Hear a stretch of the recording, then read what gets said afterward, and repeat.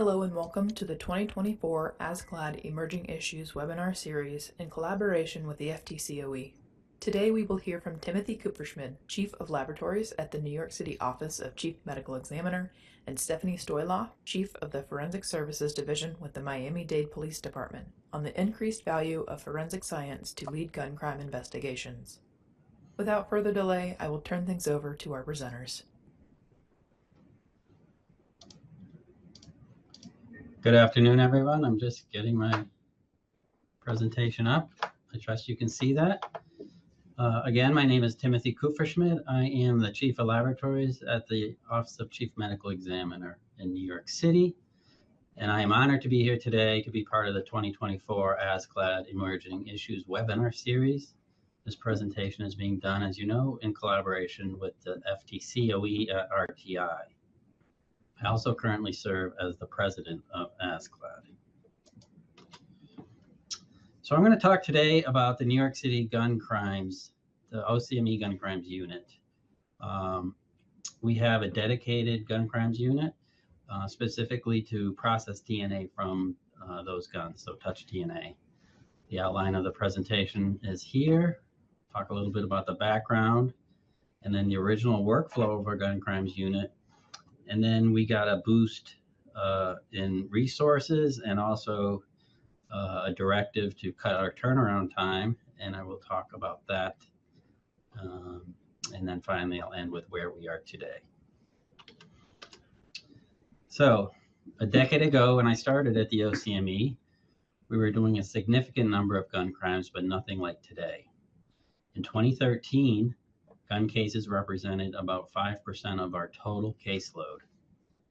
In 2023, gun cases represented 25% of our total caseload. This is a 500% increase in frequency.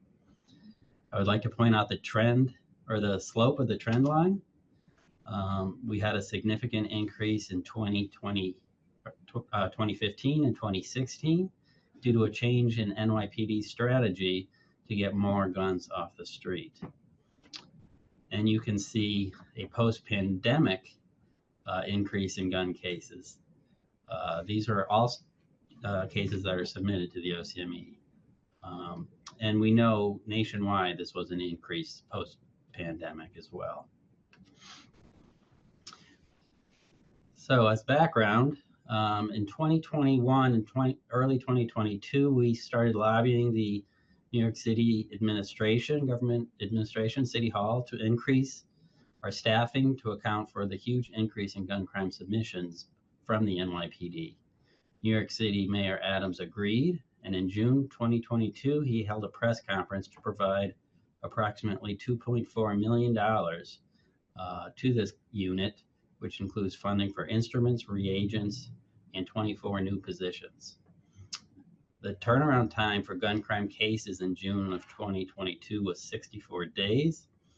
As a caveat to this funding influx, the mayor directed that we were to achieve a 30-day turnaround time for DNA case reports.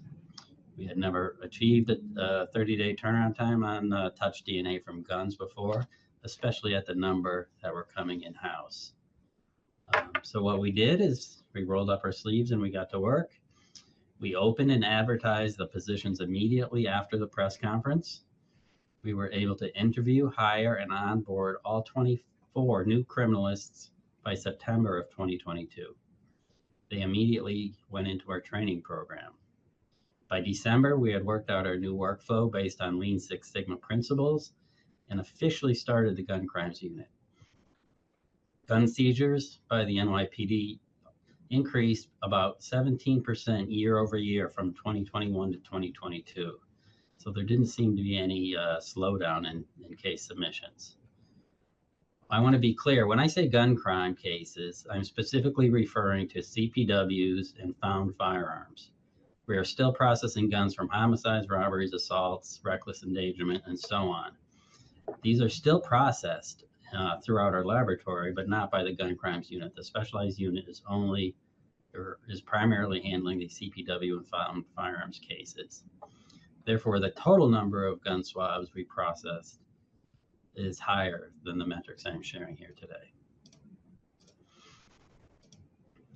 To orient you, in case you're unfamiliar, New York City consists of 5 boroughs in the southern corner of New York, in red there. Our population of 8.5 million people lives in a relatively small 300 square miles. Compare this to the second largest city in the US, LA. They have roughly 3.9 million souls, covering about 469 square miles. So allow me to give you a quick outline of the evidence flow at the DNA lab. NYPD collects the evidence and submits the biological evidence to OCME. NYPD also has its own crime lab, but they focus on physical evidence. They would handle the physical gun. They have a firearms section, a latent print section, controlled substances, and so on. OCME tests the evidence, generates the results, and distributes those results both to the NYPD and to one of the 5 DA's offices. So every borough in New York has an independent DA's office.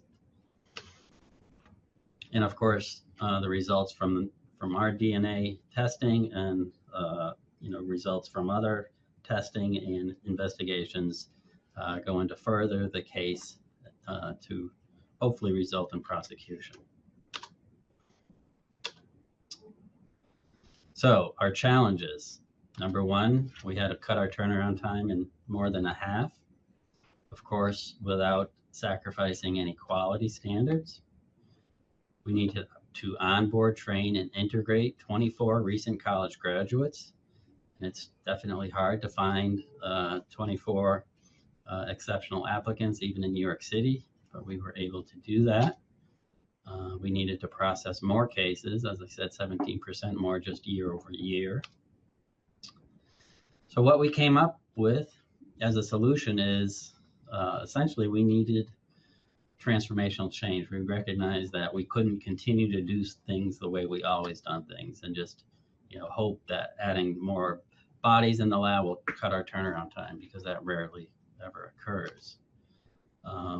So as many of you know, you may know I'm an expert in Lean Six Sigma. I'm a black belt in that discipline, and using lean principles, we went ahead and redesigned the workflow in its entirety, and I will explain that as we go along today. In the original workflow, and what happened before the gun crimes unit, all case types are signed into a batch, and it's signed in weekly. So we have a week ahead of time, we sign in batches for Monday, a week ahead of time for Tuesday, and so on. The bench work is done in batches of mixed case types, and these case types include everything that you would normally see: sexual assaults, homicides, robberies, property crimes, the gun crimes, and so on. STR analysis was done on a rotation basis. We have a very large lab, the largest lab in the country. We have about 220 or so people in our DNA lab. So we have a rotation system to work on the bench, to work on case work, and so on. Cases were chosen for interpretation, reporting, and technical review in a general queue of all case types. So it didn't matter what case type was next. The next person that would grab a case. Cases weren't assigned, and therefore there were varying degrees of difficulty. We knew over time, over a year's time or so, you would have a mixture of difficult, easy, and moderate type cases. But this was not planned in any way. We just figured it would average out in the end. All cases were managed in the same way, regardless of what case type it was. We would perform the number of contributor analyses on all samples. We would interpret up to and including 4-person mixtures. And we performed STR mix, star mix on likelihood ratios, or we performed star mix likelihood ratio calculations on all suitable samples. And in our lab, suitable means a DNA profile that can be compared to a known, not necessarily a deduced DNA profile, although deduced profiles are also suitable. So that's the old way of doing things. So again, using Lean Six Sigma principles, we needed some major changes in order to address the gun crime problem in our laboratory. The first phase of redesigning the lab was to, number one, reduce the current work in progress backlog, or what we call WIP, by limiting what it is entering the lab so we could have a fresh start in the new system.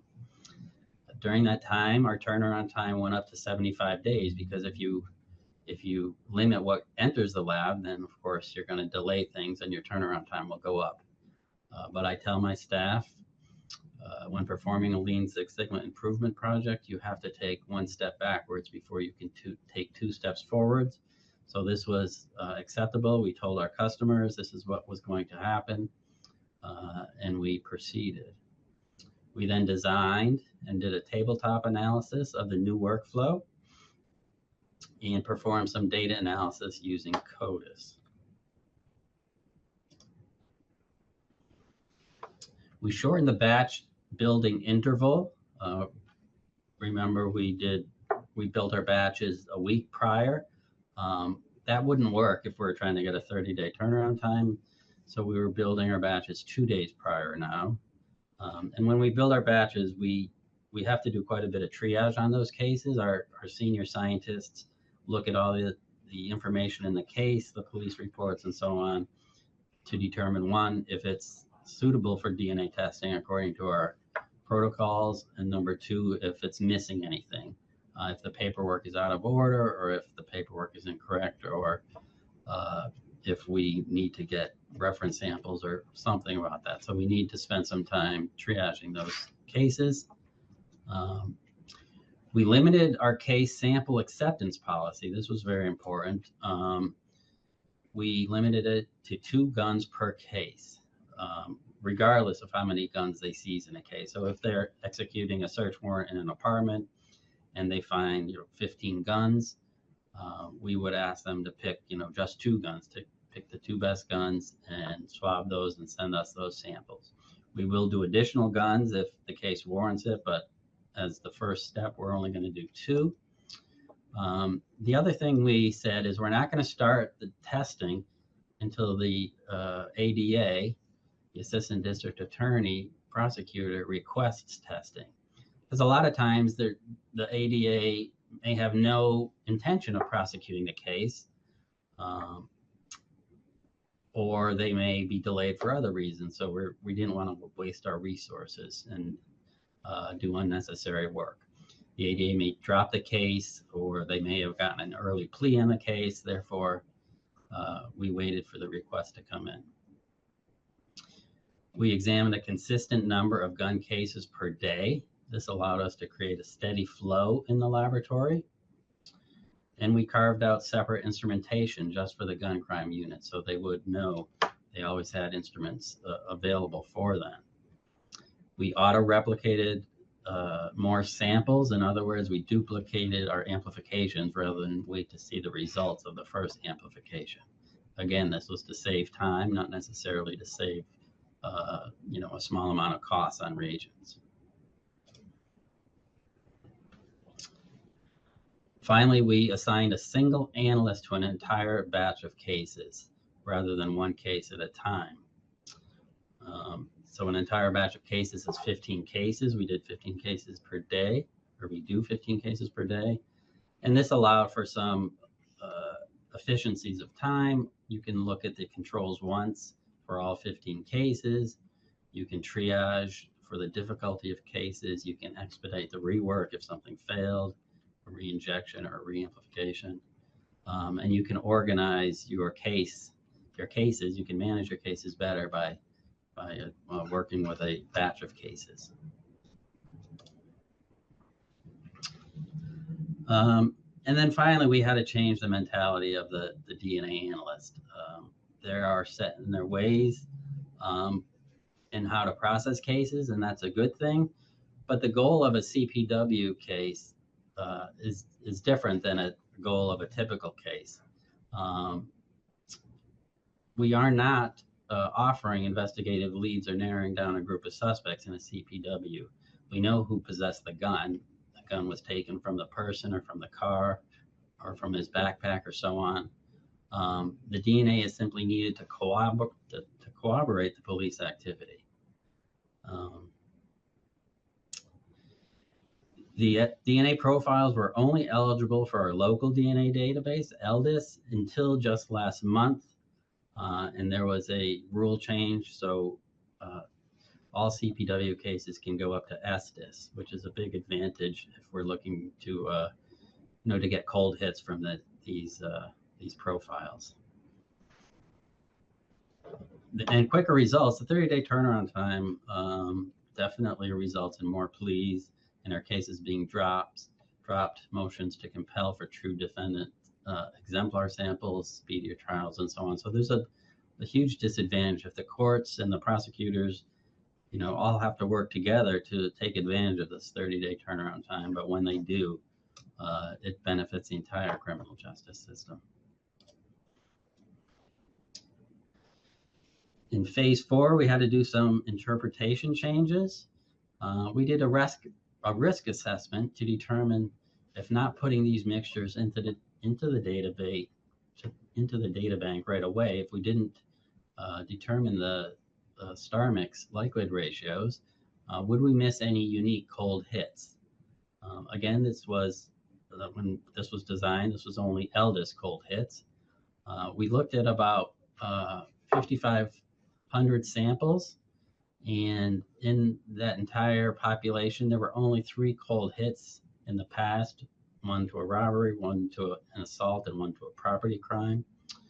So we figured we would, deal with that risk.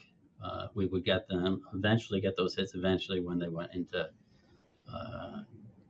to the convicted offender program. So our new interpretation method was not to perform number of contributors or star mix analysis if we did not have a suspect exemplar in-house.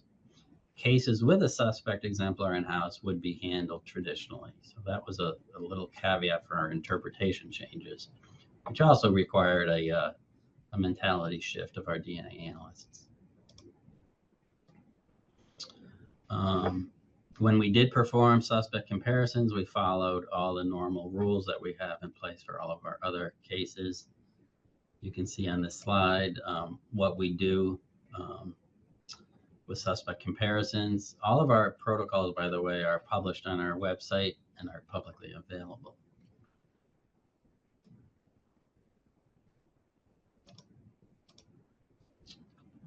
So this bar chart shows that our turnaround time from June 2022, when the gun crime unit was announced, it was at 64 days.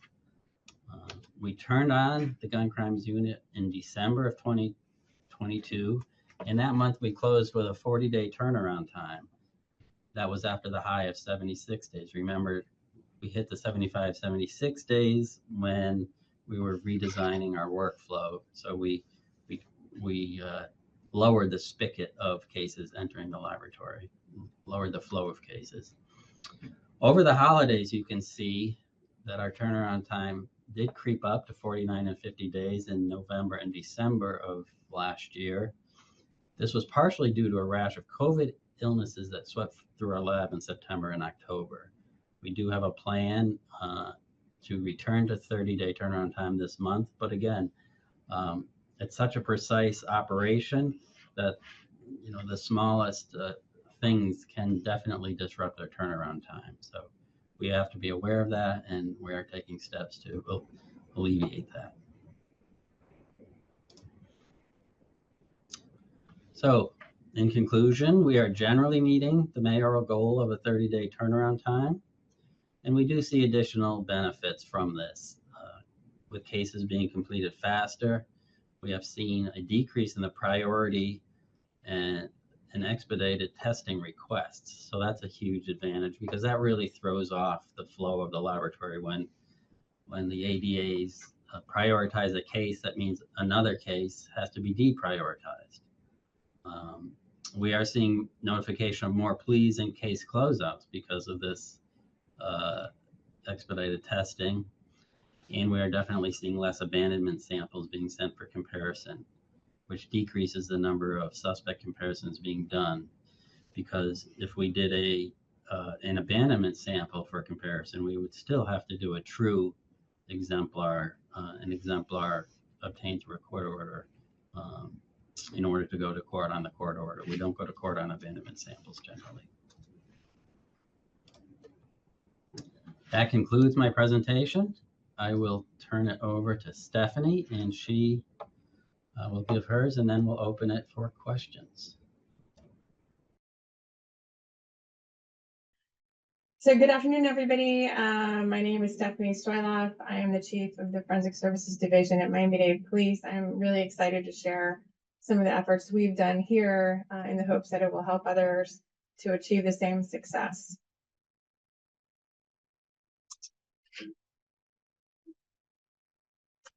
So we are, the MVPD Crime Laboratory is the only public laboratory in Miami-Dade County. We provide services for local, state, federal, any agency that really requests it. We provide the support wherever we can. Sometimes that's throughout Florida.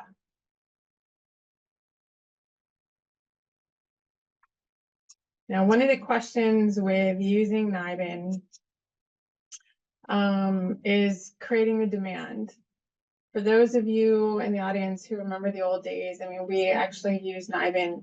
Nobody read our reports. We were generating lots of information that really wasn't used the way it should be used. And so it's been quite a few years, we transitioned over to what we call forensic-led policing. And part of that is obviously reducing the time to NIBIN acquisition and entering everything. We enter all of our casings, including found casings, in the effort to connect the dots across cases. And what that does is ultimately decreases the turnaround time and the information that the investigators are receiving. Now, with that this transition didn't happen overnight. There was a training period, if you will, to train the investigators and teach them how to use the information we were providing. So in June of 2021, we started something called Operation Community Shield. And this is a daily meeting across, the lab participates in this call, but it's actually a community-wide meeting that's attended by our U.S. Attorney's Office, our State Attorney's Office, all of our municipal agencies, the laboratory, RTCs, the Real-Time Crime Center, all types of entities to try to share information as quickly as possible. So a lot of the information is about priority cases, but sometimes it's just about, it could be something, it's a stolen car, and they'll talk about the information related to that, and they'll talk about different leads, they'll talk about license plates, and it's trying to get everybody to understand the importance of sharing information. And this is really where we started to turn things around. When we started, in the beginning, the information was self-reported, then they were capturing statistics on what information, the guns that were being collected, the information that was generated, the results that were generated, the arrests that were generated out of all of that. And so we stepped in and we started capturing everything a little bit differently. And we were able to start turning information around to be able to give the leads back out to the investigators where they didn't know that any of these cases were necessarily connected. So in order to do that, some of the changes we had to make, similar to what Tim is saying, you know, and some of the changes he made in his laboratory. So you have to learn, you know, and it's a definite change, definite mindset change. And so processing firearms as efficiently as possible. So we made some changes throughout the laboratory. There were some changes that had to be made in order to get the firearms to the forensic identification unit to be processed.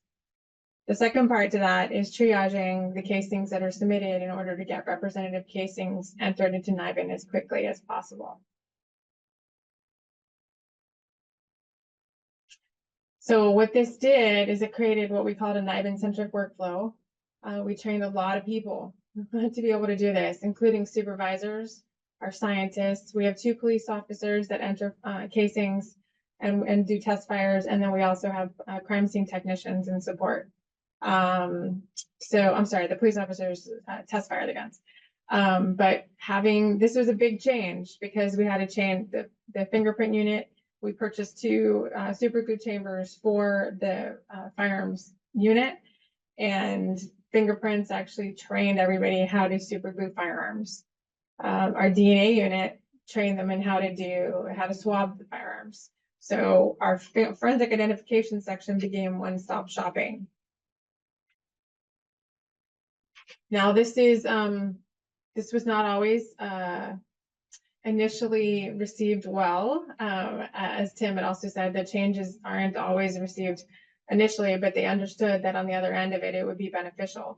And it really has really made a big difference to how the operation runs overall, both within the laboratory and within the department and the community. So along with some of the training that we did, we also added an afternoon shift. We had never done that before. That actually coincided with COVID. So COVID actually helped speed up that process a little bit. But because of the time ranges, we actually cover between 6 a.m. to 11 p.m. in the lab with staff in the laboratory, which helps because when there's evidence that needs to be submitted, when there's a case that happens outside of the normal daytime business hours, we have staff here who can answer questions, who can accept evidence and process it and enter into NIBIN. That's actually been very helpful as well. So on average, once the firearm is accepted into the section, not necessarily when it comes to the lab, but when it's accepted into the section for analysis, acquisition and NIBIN is approximately 24 hours.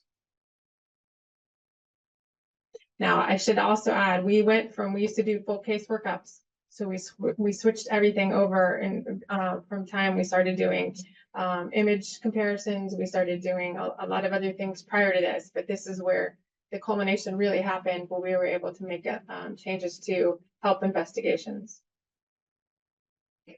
So I have to that all of that has to happen with a little help, what I would call a little help from our friends. So when we went online with the National Correlation Center in 2021, that actually also helped. Again, that was a big change to our workflow because we had been doing all the correlations, but having their assistance really helped us.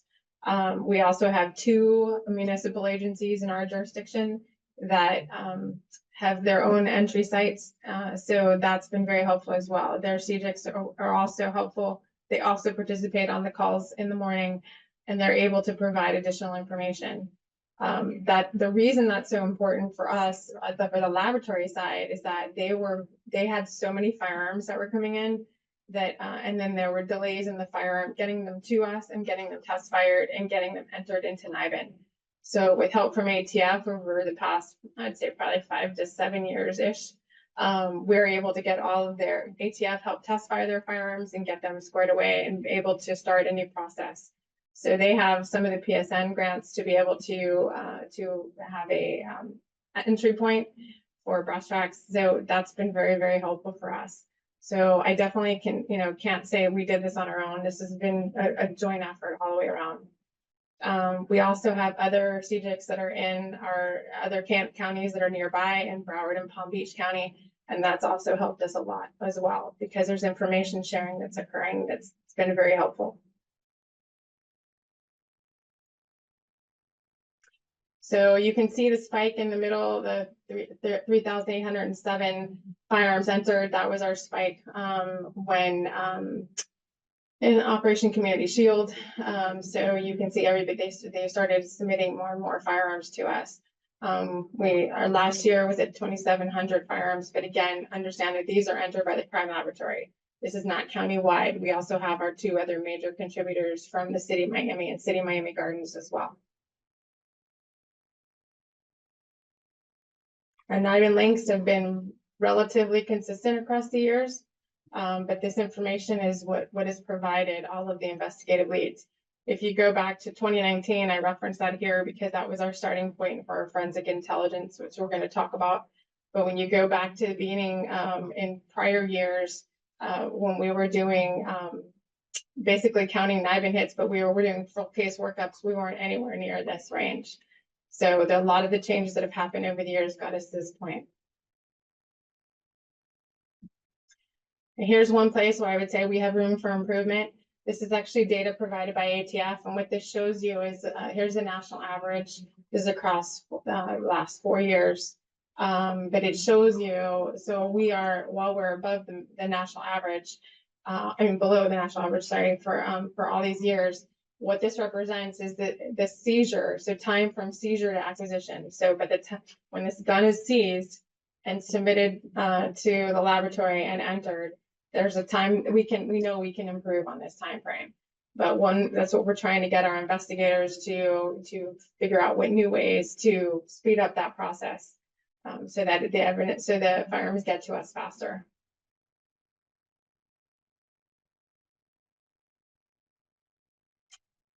Okay, so the impact that we've had, this has made, and I think this has helped for morale for sure, but all evidence is assigned after submission.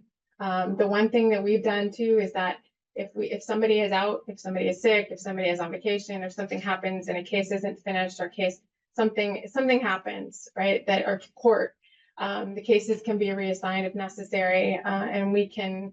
The new workflow really eliminated the backlog of cases. It's been very positive for morale.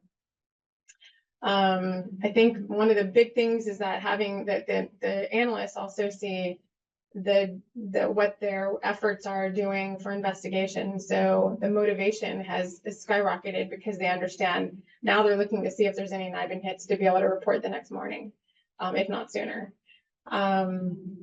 The investigators are more engaged.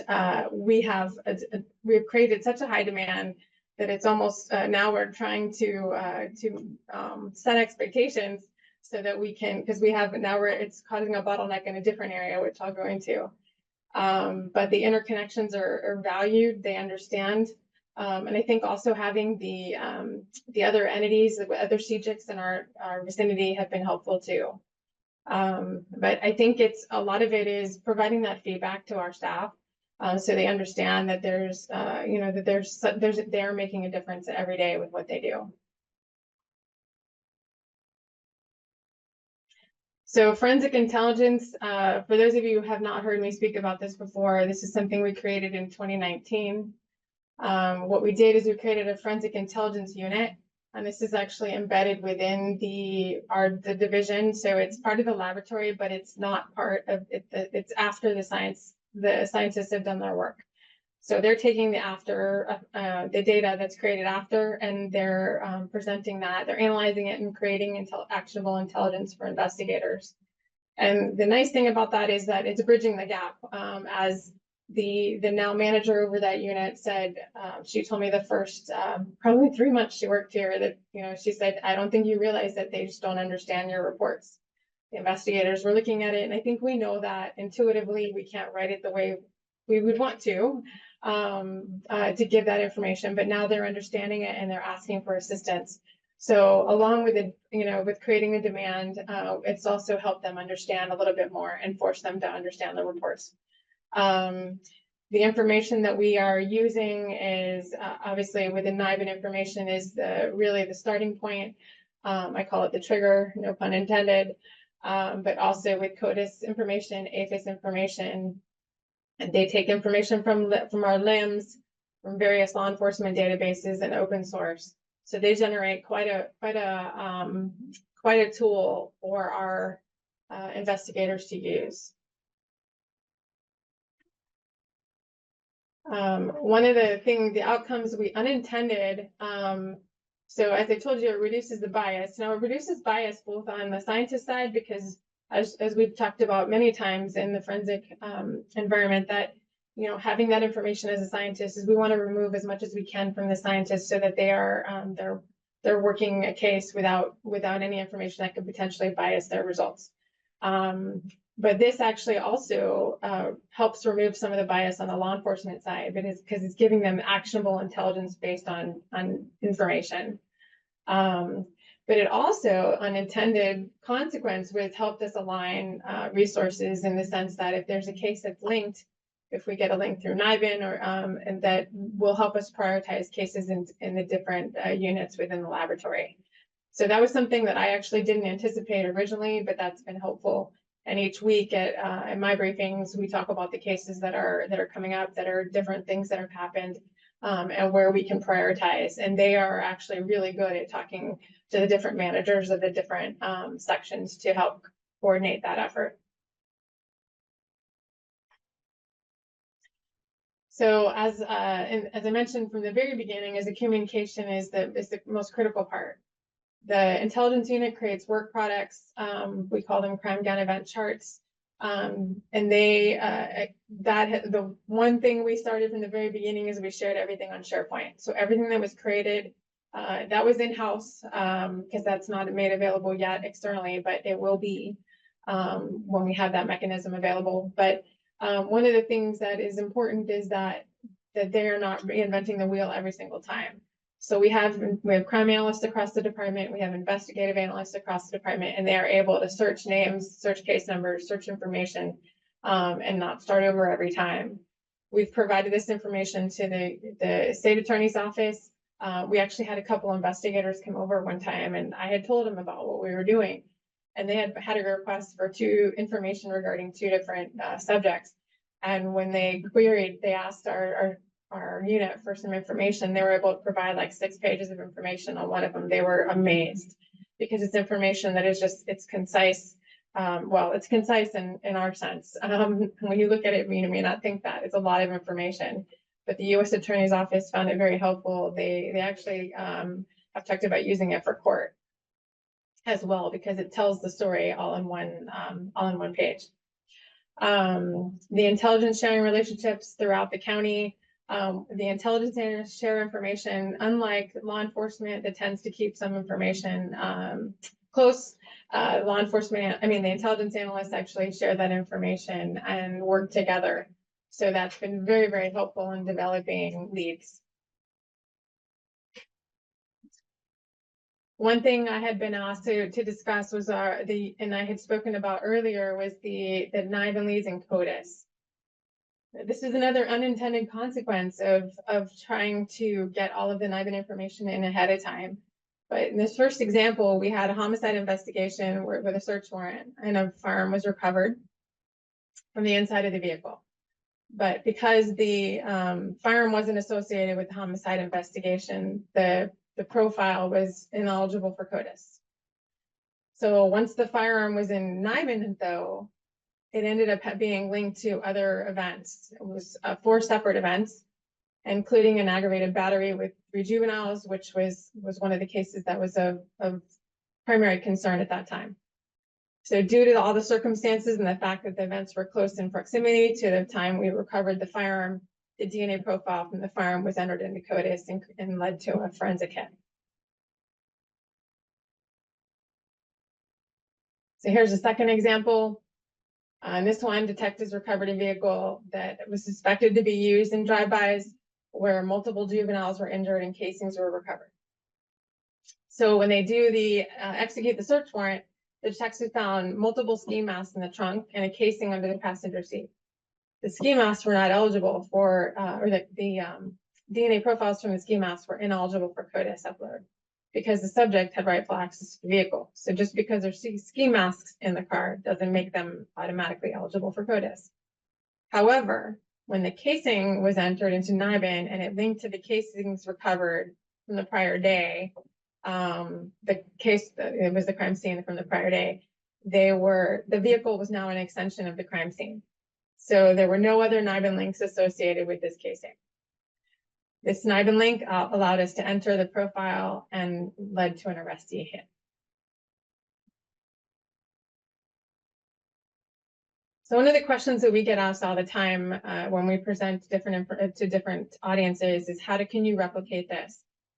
And I think one of the issues that is hard, it's hard to do because it's a lot of work. It's like Tim said, I mean, you have to take a step back to take a step forward, 2 steps forward. But all eligible firearms and fire casings should be entered into NIBIN as quickly as possible, right? So that is the key to all of this. All of the evidence from all shooting events, including found casings. So we have cases where it shows that the gun is active. So if you show the case, just because it's a found casing, there may not be investigative value inherent to that. However, when you can show that the gun is still active and you can show the different timeframes, that's important as well, because we do look to try to find how the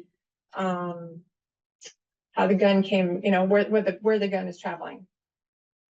Decrease the turnaround time for NIBIN firearms. We talked about that. The super glue, that we train people to super glue and swab.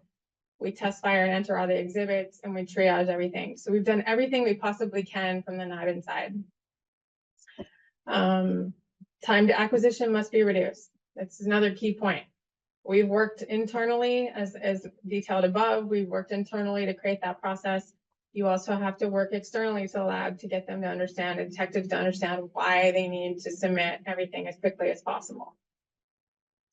And again, I think the best part of it all is the end result is when you can communicate these investigative leads when they had no other lead prior. And that actionable intelligence is, I mean, there's no other way to get to that point. So it's been very, very helpful. So I would like to acknowledge our forensic identification section. That firearms unit has really, I mean, they work wonders every day. And then the forensic intelligence section has really helped to showcase a lot of the work that the laboratory does, and to make it, to make everything that we do as a laboratory the first go-to point rather than the last for court, as I think all of us, well, our older folk, you know, when we were doing casework, a lot of it was for court purposes. So using it for investigations has been just game-changing for us. So I did not include my information on here because I wanted to add Gabe Hernandez. He's the lab manager for the forensic identification section. He's the one who turned that operation around and really spearheaded all of this in his section. So any questions you may have will be, I'm sure will be section specific. So I wanted to share his information with you. Thank you, Stephanie. Hi, everyone. I'm Erin Forey with RTI International. Thank you all for joining us today in our ASCLD Emerging Issues webinar series. We have a lot of great questions. And first, I want to thank Stephanie and Tim for being here and sharing all of this information with us. I'm just going to go ahead and get started with our great questions for the Q&A section. So the first question is for Tim. Tim, are you able to tell us what the 3 swabs are that are collected by the NYPD? Yes, we actually did some extensive studies on what areas of the gun work best. We did the first test maybe a decade ago, the first study, and then another one about 5 years later to confirm that we're still getting the best samples. So 3 areas of the pistol are the grip area, that's 1 swab. If it's a semi-automatic, it's the slide of the semi-automatic. And the third area is the trigger and trigger guard. So those are the 3 areas that we test that get our highest amount of DNA. And how often are you getting good DNA profiles from the gun swabs? Do you have a percentage number of successful cases? It's a lot. Because we interpret 4P mixtures, 4-person mixtures, I would say it's over 80% of our cases yield at least a DNA profile that's suitable for comparison. And how many cases did not get ADA requests, so work does not need to be done? That's a good question. When all it's said and done, it's probably 20 or 25%. But after a certain number of months, we defer the case automatically just so it doesn't sit in our evidence locker. And we send out a deferral letter. And that does prompt some of the ADAs to request testing right away. It just sort of gets them, to concentrate on that case rather than the mountain of other cases they're working on. So some of those cases do come back to us. But I would say probably 30 to 40% get deferred, and then, half of those may come back to us that they actually need testing on.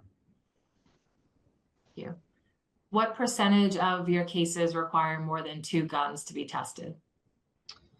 It's pretty small, maybe 5% of the cases have more than 2 guns. I also want to caveat that when we swap, or we'll test 2 guns per suspect.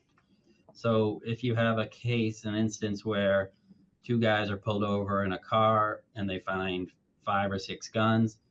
We'll test 4 guns total because there's 2 suspects. And Tim, in your presentation, you mentioned that you brought in 24 new hires all at once. That's obviously a big change to the laboratory. Do you think that it was easier to implement the changes that you are trying to bring to the lab and your vision in conjunction with bringing in new hires to the laboratory? Well, remember, we started hiring in September, and our gun crimes unit went online in December. So the new hires were not trained by then. So we implemented the gun crime unit with our current staff, about 50 of our current staff. And then when the new hires finally, got their technician letters and were able to work in the lab on casework, which is about 3.5 months of training, we then, released half of the staff. So it was always current staff, and then they were supplemented by newer staff. And we also rotate. Every 3 months, we are rotating staff. So they go from the gun crimes unit into the crimes against persons unit. So we essentially have 2 units in the lab now, and they rotate just to keep the interest and the case variety up for the scientist. Stephanie, I think you mentioned Operation Community Shield in your presentation. And how are you preventing and addressing the potential of cognitive bias if lab members are attending the meetings? So it's supervisors that are attending the meetings. It's not the scientists. And there's no case numbers attached to the information because it's just leads that they're discussing for different cases that come out. So it's general things like the laboratory will come on and it's a supervisor that can look the cases up in LIMS and be able to report on that information, but it's reported on cases, things that have already come in the laboratory. So there isn't, because the supervisors are the ones who assign cases and do all of that, there is no, unless it happens to be an acting that's on for that particular day or somebody that's listening, generally speaking, it's not. Good question. Thank you. Question in your quality management system, how are you addressing proficiency testing requirements for swabbing and super glue fuming for firearms personnel? So they are trained and they've been trained. They were trained by the fingerprint identification section and by the DNA section. So they were trained and authorized to work, but to do those functions. So they're performing that, and then if they're analyzing, the analysis is a separate section. And are you, the question specifically is about proficiency testing. Are you doing any PTs to check their performance for how they're swabbing and how they're doing super glue fuming for firearm staff? That's a good question. I'm gonna have to get back to you on that. Okay. Next question is, what is the turnaround time for confirmations with potential leads? There is that too. Both of us? Yeah. It doesn't say, but I think it's probably your presentation.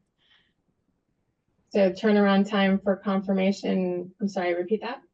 So what is the turnaround time for confirmations with the potential leads?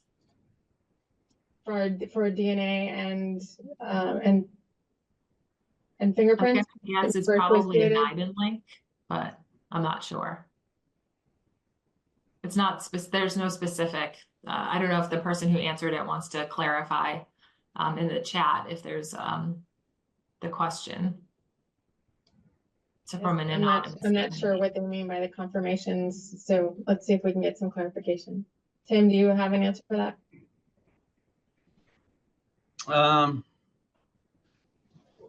A confirmation would be when we get a true exemplar in, and that would also, generally be about 30 days for us. And the next question is, were the links confirmed? Were the links for the NIBIN links? The NIBIN links are what do you mean confirmed? The correlations are done. So we issue a report as an investigative lead. And if they need a full workup for court, they will request it. Thank you.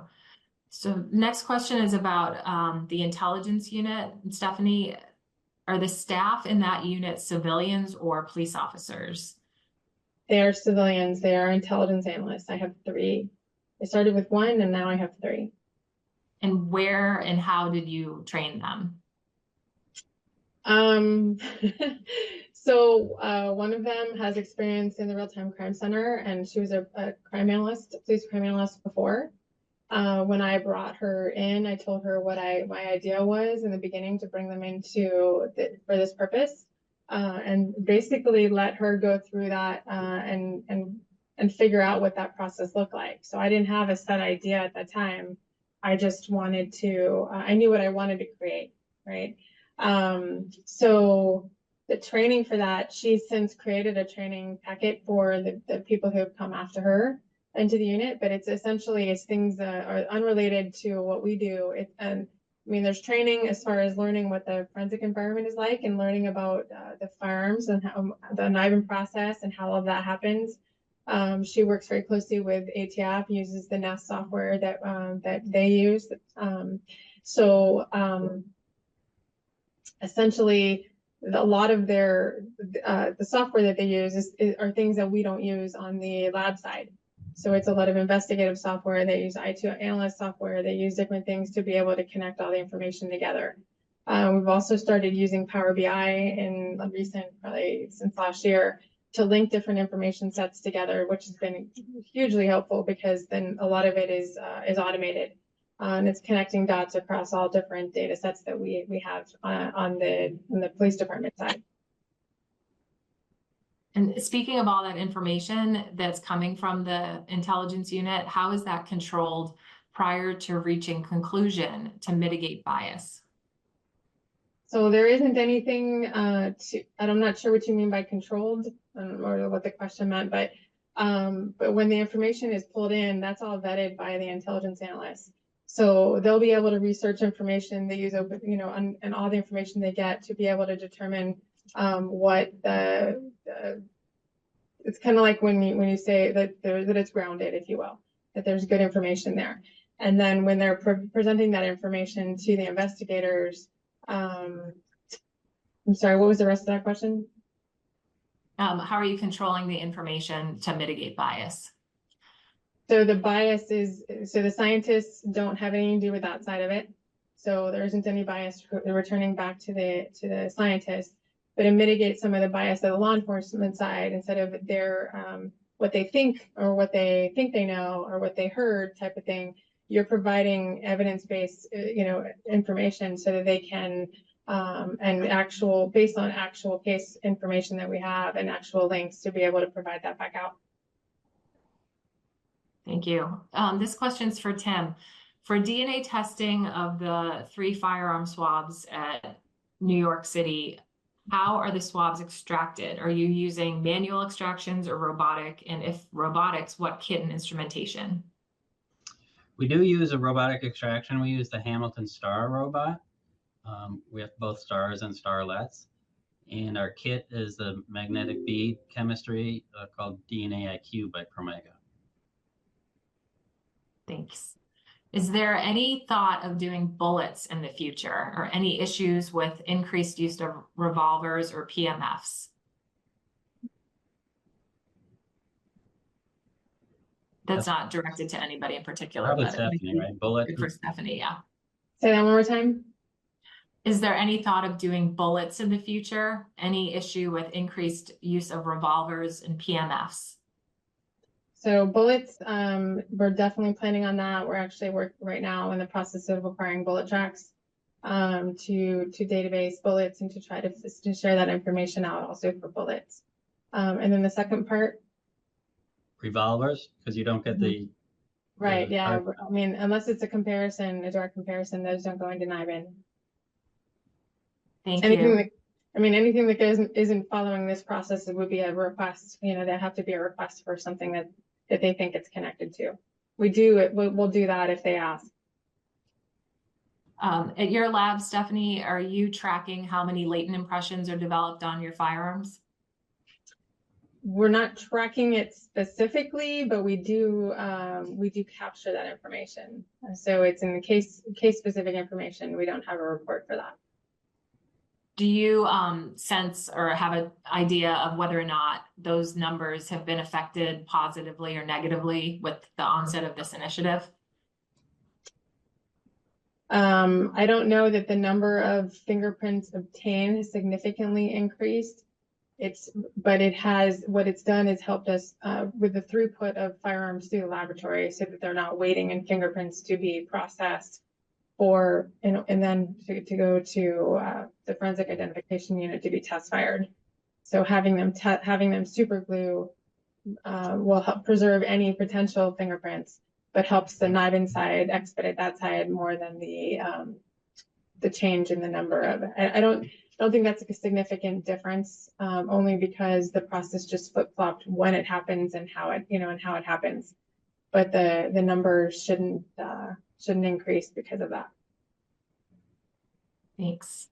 Tim, are magazine swabs ever requested after the fact if no matches occur to any firearm swabs?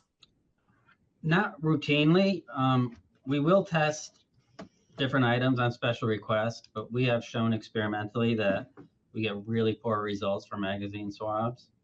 So we will, again, on special requests, if it's a particular case of interest or public safety, we'll do it. But as a matter of routine, we do not. Also for you, Tim, are the same 3 swabs that you discussed taken from guns for homicide cases, or are there more given the case type? Same. It's always the same 3 swabs. Unless, of course, it's a close homicide where there's blood or something, then, of course, that's a different situation if you're dealing with victim's blood. And another question for you, Tim, will you be modifying the workflow with the New York State changes? An example given is working cases with no suspect exemplar submitted differently. We're still discussing that. The Estes just got turned on. So right now we are only putting cases into Estes upon request, special request by our customers. Because frankly, we can't meet the 30-day turnaround time, or we haven't figured out how to meet the 30-day turnaround time. If we do full number of contributor interpretations and star mix interpretations, that would add a couple of weeks to our timeline. And at the moment, our customers would prefer a quick turnaround time than the longer turnaround time. But we have asked those questions, and we are in constant conversations with them about that. We have a monthly standing meeting with both the NYPD and liaisons from all 5 DA's offices. So one last question for Stephanie. Do the firearms examiners in your lab still spend significant time doing physical comparisons on the microscope, or are they mostly doing test firing and triaging for NIBIN? They are mostly doing test firing, triaging for NIBIN. Really, less the test firing, more the triaging and entering. But we have other staff also do that. The physical comparisons are necessary for court, for other, but not for every lead. So unfortunately, we have run out of time and can't get to all of the questions from our audience. But we want to thank all of you for offering your questions, and to our presenters. We have the contact information for our presenters at Miami-Dade and OCME New York. So you could reach out to them with other questions or for more information. Thank you again, all of you, for being here live today, and for our presenters for taking the time to share all of these wonderful achievements with us. Thank you. Thank you.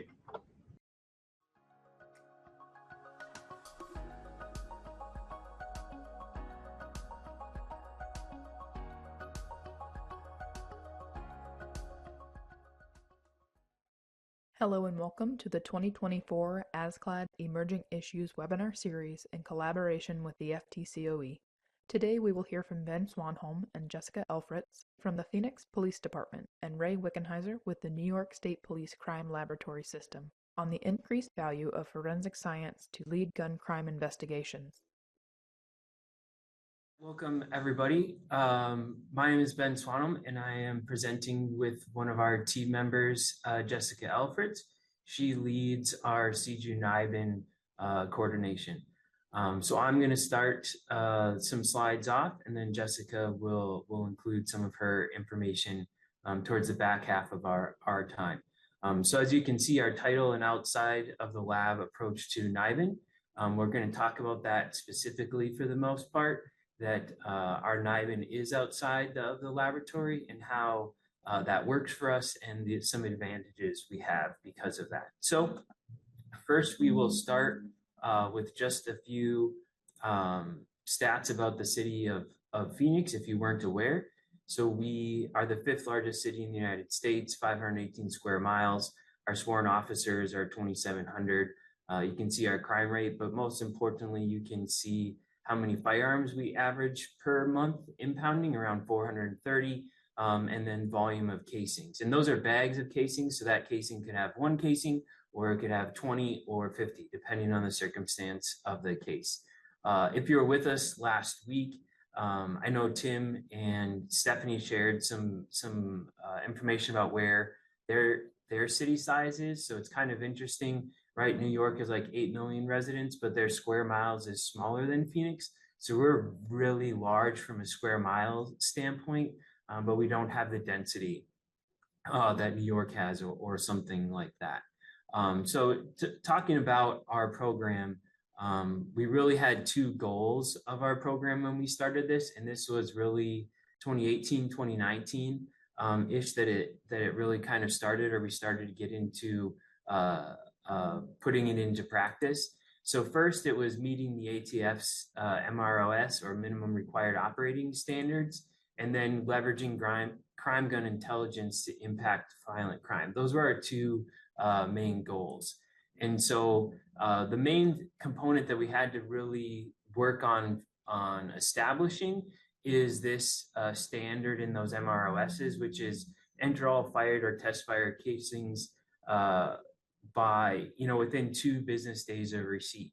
And since we are just a one organization, right? So all of our evidence is impounded by our officers. It is ours from day one. That clock starts right when that impound occurs. Our laboratory is within our police department organization as well. And so we don't have a timeline difference of somebody collecting it at a scene and then it has to travel and get requested and those sorts of things. It really starts upon impound. And so when that standard came out, the department in the lab, we didn't have resources or practices in place to meet that demand. Most of the time, if it was a casing and or gun that was needed for an investigation, specifically, your violent crimes like homicides, egg assault, sexual assaults, armed robberies, those sorts of things, the gun and or casings would stay and wait until the laboratory could process it for prints and DNA. And due to our staffing and then the volume of submissions, we weren't meeting even close to 2 days. We were 6 months, a year, 2 years, 3 years, depending on the scope of what that crime was. We also have a lot of misconduct with weapons cases that would fall into this box as well. Misconduct with weapons being a firearm that is in possession of somebody who's not allowed to because they've had a felony conviction or something of that nature. So when it came to leveraging to impact violent crime, one of the things that we were really trying to manage is identifying the trigger pullers, the people that are shooting those firearms, right? Because they often will escalate in violence. There's a certain psychology level related to I point to pull a gun at somebody, and then there's another level of somebody pulling the trigger. And so those individuals that have gotten to the point where they will just shoot at people or things or objects is actually a relatively small percentage of the volume of crime that's typically occurring in a city. And so we really wanted to focus on identifying those individuals and then doing our best to try to apprehend them. And some of that information, and we leveraged justification for some of the areas that we improved or changed. There's a 2018 Rutgers University study where they did a lot of analysis on their NIBIN program and frequency of reoccurrence of seeing the same firearm. And so 25% of a second trigger pulling event occurred within 1 to 16 days after the first event. And then you can see there, even 4% were the next day, and just a little under, around 13% were under 6 days. So once somebody gets there and they have that firearm that they're shooting, they are using it frequently and in a short time frame. And so that's the goal of this crime gun intelligence. And Jessica has a lot of depth of knowledge on this area specifically, right? And what we're trying to do that. And there you can see again, right, 50% of the second event is in 7 weeks. And the average distance, 75% of those secondary shootings were in around 1.9 miles of that first shooting. So it kind of gives you an idea of where you're looking for or how it's helpful to identify that, right? So in the end, our main goal is timely intelligence to stop additional instances of that shooting. And one of the kind of like mottos or mantras or one of the things we kind of bridged off of is this quote from Ron Nichols: if sites want to become more efficient and effective, which we needed to be, it's critical that they move away from really like that firearm examiner lab-based NIBIN operation to more of a technician based. And so our technician base is outside the lab, but there's also opportunities for that technician base to be inside the lab as well. But to kind of cover some of the challenges that the organization has as we approach trying to meet those goals, these were our main concerns, right? Is that we're going to lose forensic evidence because we're entering those guns or casings in, test firing them, etc., without processing them through the laboratory, which then additionally negatively impacts our ability to identify the shooter, and then reduce our ability to prosecute or provide information that's kind of expected by the trier of fact, right? They expect to see that evidence and that we've done those things. And so you'll see as we go through, it's actually kind of the opposite from what we've done. It's actually increased our ability to identify the shooter, and we haven't had some of those issues. But we really had to find answers to those questions, like where and how often our prints are developed, how often are we getting DNA, how many cases are resolved as a result or a need for the prosecuting a case. And so we did some studies related to that. So this is a study that I did on 371 items, which covered around 166 cases, and where we found latent prints that we were able to capture and then push forward to ABIS and or connection. And as you can see, it says APHIS there because we did this study when it was called APHIS instead of ABIS. But you can see handguns, rifles, shotguns, all those sorts of things, right? And then their estimated number of hours that we would spend doing that work. And so you can see in many areas, almost all locations are 5% or less. The biggest areas that we saw print on was actually the handgun magazine, and then the slide front half of the muzzle. And then a little bit on the receiver bolt right on rifles and shotguns.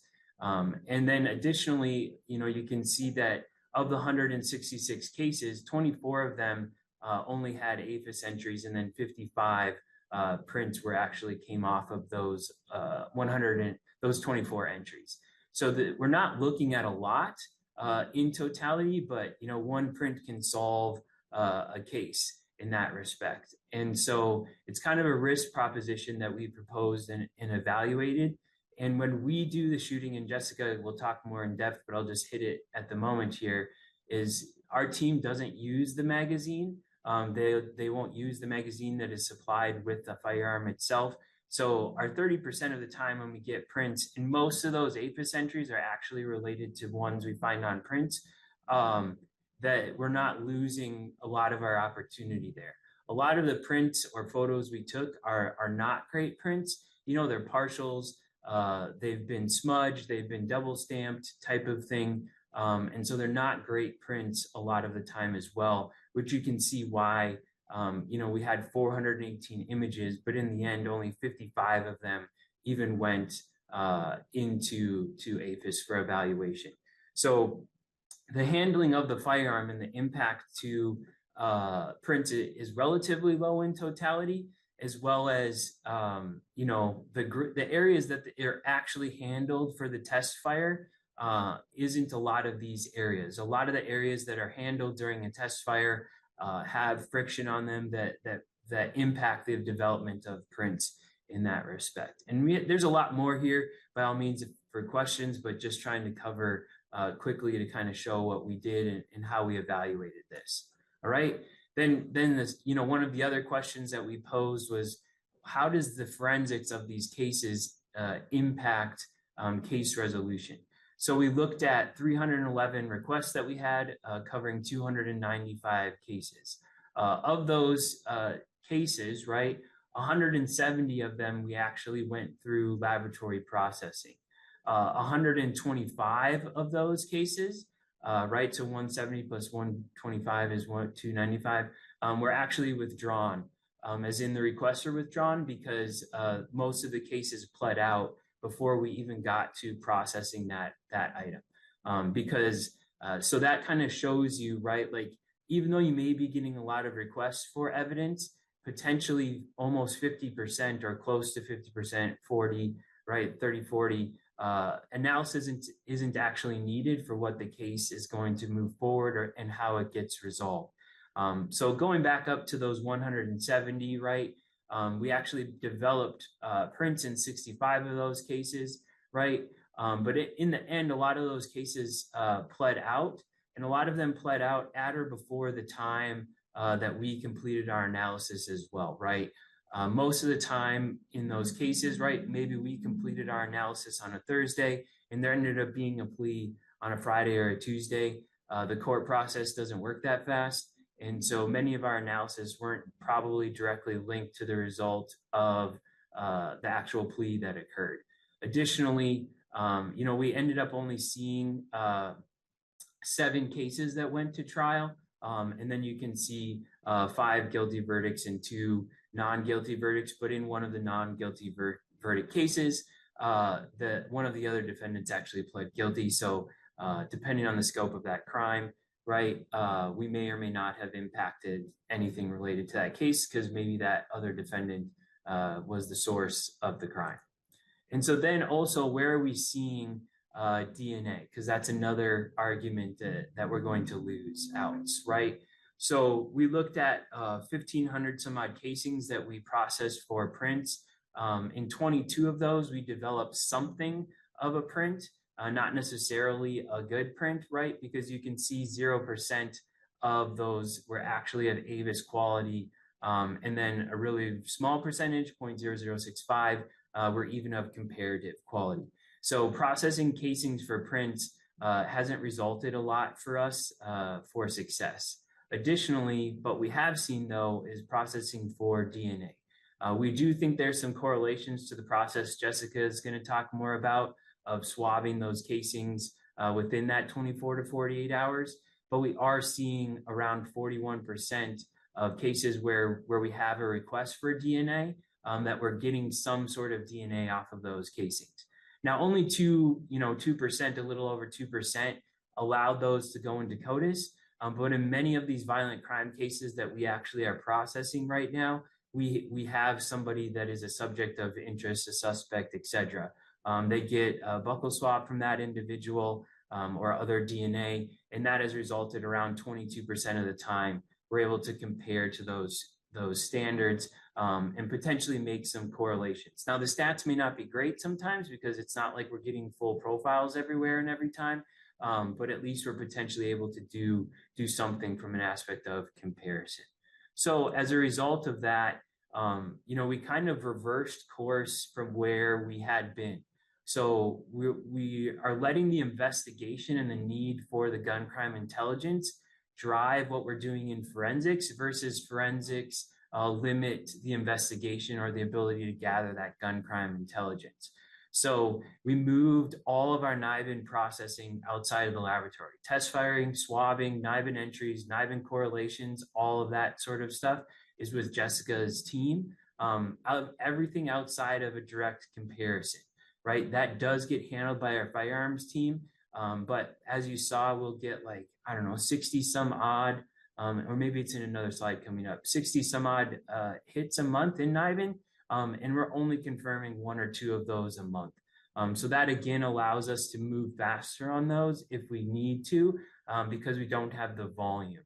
And so subsequently, to order kind of manage how we do that in an orderly fashion, because we have so many guns and so many crimes, we developed a 3-tier investigative approach that I'll let Jessica kind of dig into and explain and communicate.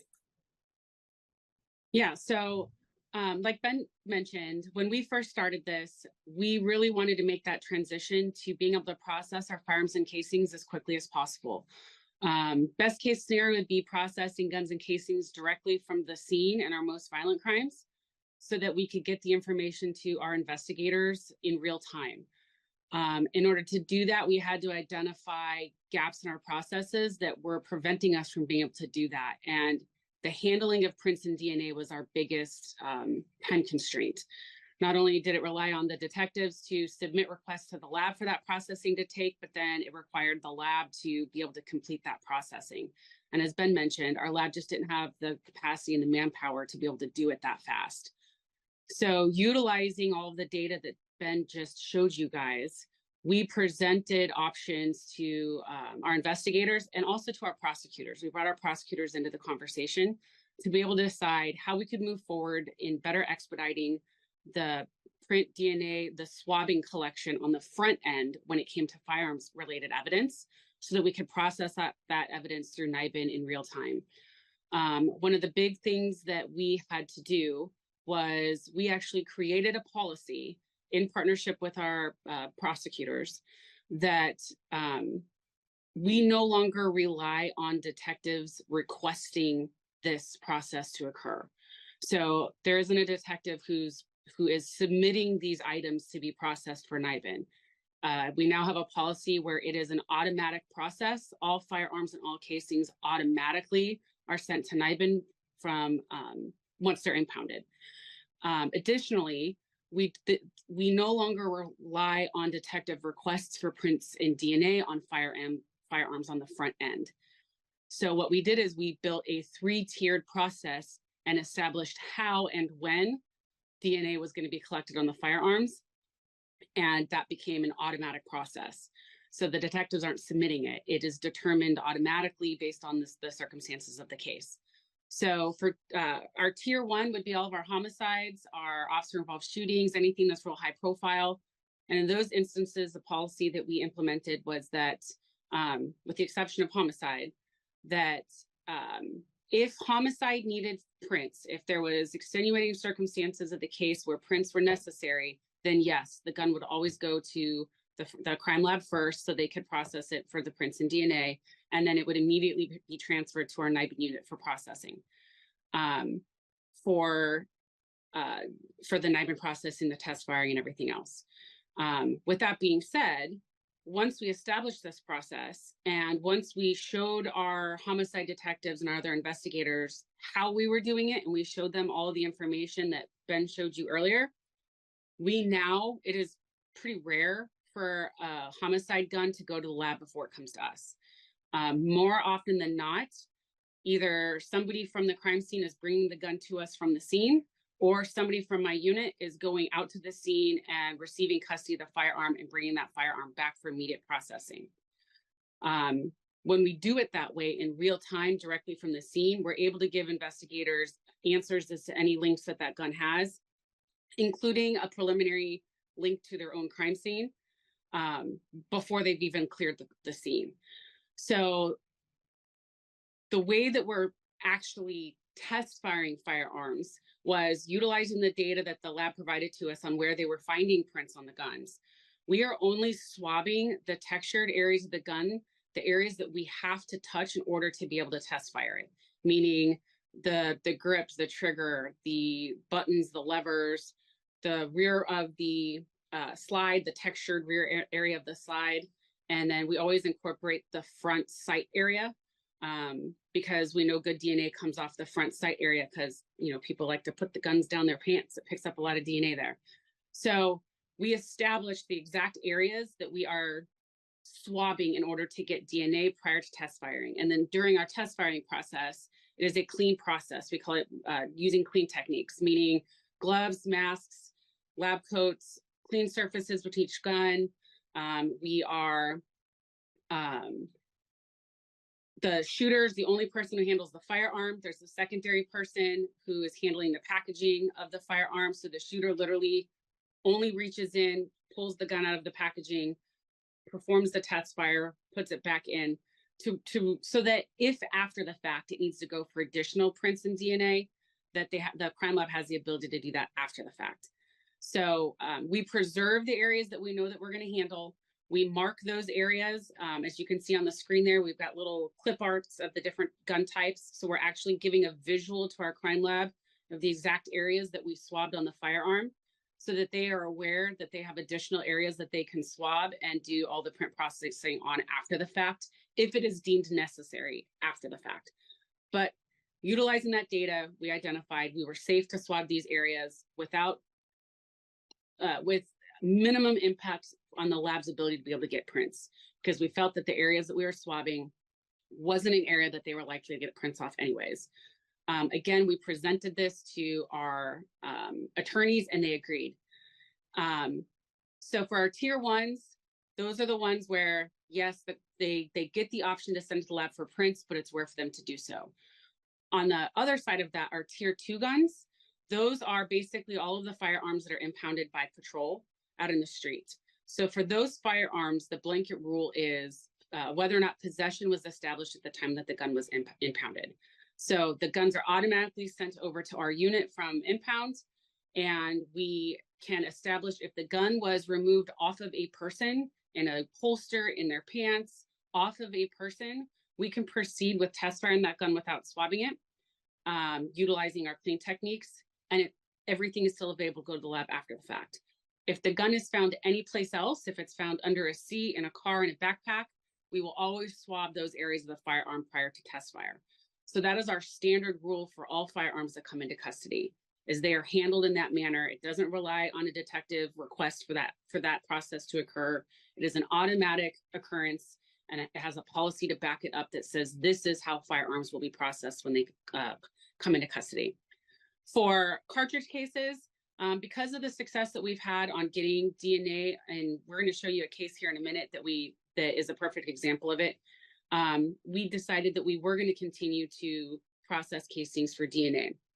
In order to do this, we transitioned to impounding all of our casings into little snap top vials. This allows us, when we get these casings, to be able to pre-screen all of our casings under the microscope without physically touching them or handling them. This allows us to do our groupings to identify, which casings we believe came from which firearm, and then whichever one we identify as the one we're going to enter, that's the one that we will swab prior to entry. If there's only one casing in that specific incident, then we're always going to swab that one casing. So basically, if we're going to handle the one casing going into the system for entry, that casing will get swabbed ahead of time prior to the entry into the system.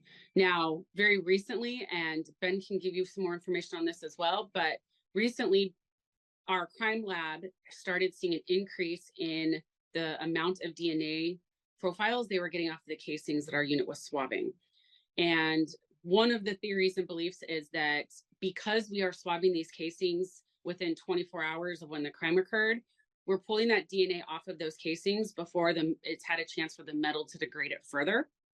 And so as a result of this, we just recently started only on our homicides. When we get homicide casings in, we do our pre-grouping with those vials, and then we're swabbing all of the casings from each gun in those groups for all of our homicide casings that are recovered at a scene.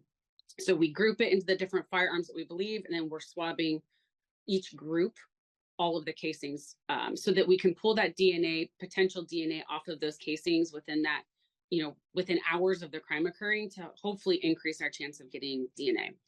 So here's some of the results of the changes we made. I know this is back right when we first made these changes.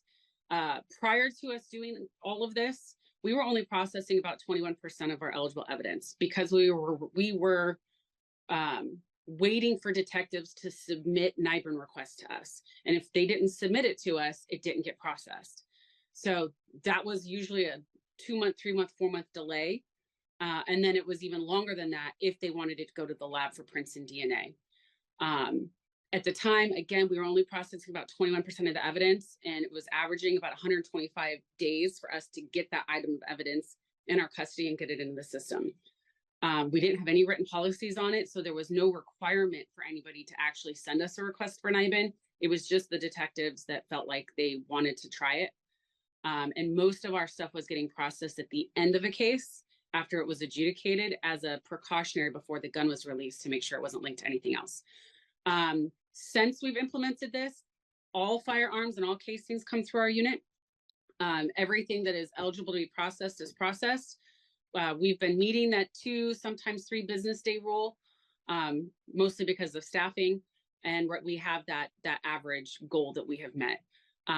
Most of our most violent crimes, we get that evidence directly from the scene. So our homicides, any of our large shootings like that, anything that has basically a detective response, most of that evidence is getting processed in real time and is hand delivered to our office. And we're getting them those results back within an hour or 2. We went from about, I think back in 2017, we were getting about 30 leads a month. And we are up to about 80 leads a month after these changes. This is just a quick visual to show you the timeline of how this change impacted our timeliness and our ability to enter the evidence into the system. This is the average number of work days from the time that crime occurred to the time we entered into the system. And you can see back in 2017, 255 days, 189 days. And then as we progressed in our process, we did add 4 additional bodies. Once we got the CJIT grant to kind of help us out, that brought down our numbers down to about 60 to 80 days. But you can see the new evidence policy went into place in May of 2019. And that's when you see the drop with that new evidence processing policy, to where we were able to meet the 2 to 3 day, the 2-day goal that we were attempting to get. Another visual kind of just on volume. This goes all the way back to 2016 to about the middle of last year. The blue being the evidence casings that are impounded, orange being the firearms that are impounded, that are being processed, and that gray line being what was actually impounded. So you can see before where we were not processing everything, and now we are processing 100% of what comes in. Sometimes it shows as additional because we may have multiple entries on one case, especially with scene casings, because all of our scene casings are impounded as one item and counted as one item in our counts, but we may end up with 5, 10, 15 entries out of that one item. So just to go through this quick, because we're kind of going long, right? And Jessica can talk about this more in depth. But if you just want to go through it a little quick, Jessica, of how I will make it quick. This work. Yep. So some of you may have heard about the homicide forensic psychologist Stephen Pitt years ago. Dwight Jones was an individual that was responsible for that. He committed 6 homicides in 4 days. We like to use this one because it's a good example of how the timeliness can impact your ability to solve the crimes. It's also a good example of how the DNA helped on the casings in this one. Stephen Pitt was killed outside of his office on May 31st, leaving work. 2 cartridge cases were collected from that scene. That scene was clearing up in the early morning hours the next day, and the homicide detective came directly to our office and brought us those 2 cartridge cases from that scene. We immediately swabbed both of those casings and entered it into NIBIN, and within about an hour. At that point in time, there was no hits on it, but we had the casing in the system and we had the potential DNA saved. 2 o'clock that same day, so a few hours later, a double homicide occurred in Scottsdale, which was right along the border of Phoenix, at an attorney's office. And due to the close proximity and it being kind of a low crime area, we reached out to Scottsdale PD and inquired as to what type of firearm, what type of casings were left behind at their scene, just out of curiosity to see if maybe there was a potential it was related to ours. They did have us come out to the scene. So we went out to that scene in Scottsdale, confirmed that it was the same caliber, ammunition type, firing pin type as our homicide earlier that previous morning. And the Scottsdale PD's folks actually swabbed and printed those casings right there on site, handed them over to us. We brought them back. And a few hours later, we had our first link between those two incidents. So we did get a positive preliminary association from the Scottsdale double to the Phoenix initial homicide. Later that night, about midnight, we got a call that Scottsdale had another homicide at a marriage counselor's office, and that those casings were the same manufacturer caliber as the Phoenix ones. So I came in the office like 1 a.m. They brought those casings in. We entered those ones immediately and got another link. We were able to link all three of those different homicide scenes with 4 victims across 2 jurisdictions within 36 hours. This case did go on. He did end up killing an additional 2 victims that were known to him. Ultimately, it was a bad divorce. Stephen Pitt was the attorney was the psychologist that had testified against him in his custody battle. The attorney's office was his wife's attorney's office, and the marriage counselor was their marriage counselor's office. It was identified because once we had all 3 crime scenes linked through NIBIN, we felt that somebody would know who was responsible and who was able to link those 3 victims together. So a press release was done, and his ex-wife came forward and said, I believe my ex-husband is the person that you're looking for. The DNA that we had collected off, or the swabs that we had taken of the 2 casings from the initial scene were sent to Scottsdale PD. They processed them and did get a complete DNA profile. Because this individual had a son, and we believed that the ex-wife was potentially correct about the connection, air support flew up to Flagstaff, which is where the son lived, got a buckle from the son, and YSTR hit confirmed that Dwight Jones was in fact the suspect. We ended up getting him custody, I believe it was the following day, that morning. And he ended his own life during our attempt to get him into custody. So we like this one because it shows how even across multiple jurisdictions, we were able to tie all 3 of those homicides together in real time as those events were occurring. And that's what led us to be able to identify who the suspect was and get him into custody within that 4th day. There's some belief that potentially he had other victims that he had in mind. So there's the chance that we potentially were able to stop that from escalating further. ASU, when we did our grant, we partnered with Arizona State University. They did a 3rd-party evaluation, and they were able to show, and it's published out there. You can find it. It's PDFs available online. That we increased our evidence collection. We increased, obviously, the timeliness for which we were doing it. But they also showed that we, in our firearms-related homicides, we saw a 36% increase in clearance rates on our firearms-related homicides once we implemented this. We saw other increases in our ag assaults and our weapons cases. I think that was close to about 15%. So that is published to show that we did see some benefits of making this transition to the real-time processing of the evidence and the change to our evidence processing procedures. Thank you, guys. Please make sure you send any questions to the chat. I'm going to turn it over to Ray in New York at this point so we can hear what he has to say. Okay, so I'm going to talk about the business case for forensic firearms. And it's great to get the background of real programs and real data. And what I'm going to be doing is talking about how we can actually put numbers to those. So first of all, the disclaimer, all the opinions expressed are going to be me, not for any organization that I'm associated with. First upfront acknowledgements, our state police crime lab system firearms section, also our bioscience section, because I'm going to be using some of their summary numbers, and also got some numbers from Tim Kupferschmidt, who presented at our first webinar in this series. So for an outline, I'm going to talk a little bit about gun violence. I'm going to talk about the previous business case models, which are very DNA oriented, and trying to fit them to a firearms business case model. I had to do a number of assumptions. I just want to talk about those, then get into the DNA business case, the NIBIN business case, and then finally some recommendations. So first about gun violence, we know it's a very large public safety threat.